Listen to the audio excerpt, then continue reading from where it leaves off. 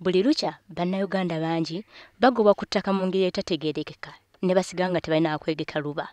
Ebiseera ebisinga tebaweebwa kakisa kukungula mmere yaabwe olw'abamusigansimbi okugisaanyaawo.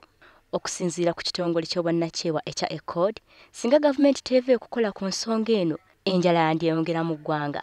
Abantu bangi abagoberwa ku ttaka okusinga abakyala, abaana baluuzinga property yaabwe, baluuzinga ettaka lyabwe, tibalina kyakulya, tibalina ettaka. Kale obuzibu obwe nga bugenze nga bweyongeramu.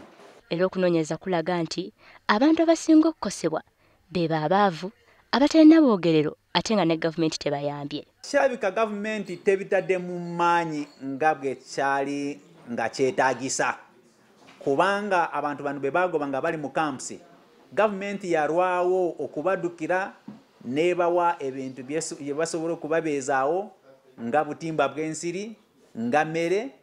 Kale ng'olaba nti gavumenti tekitadde mu maanyi nnyo. Bano bongerako nti abavunaanyizibwa ku nsonga z'ettaka mu gavumenti nabo bakoze kyamaanyi okwongera omuze guno nga bagaba ebyapa ebitali mu mateeka.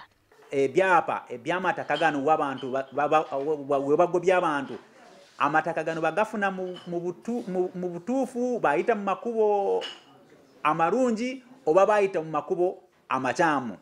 Bw'aki abantu bano bwe bagoba ku ttaka tibabawa compensation nga bw'amateeka bwe gagamba. Tulina constitution egamba nti omuntu tebasobola okumugoba ku ttaka nga tebamuwadde compensation. Mu kiseera kino ebitundu naddala ebirimu amafuta bye bisinze okukosebwa ekizibu kino. Olivia Nakate, WBS TV.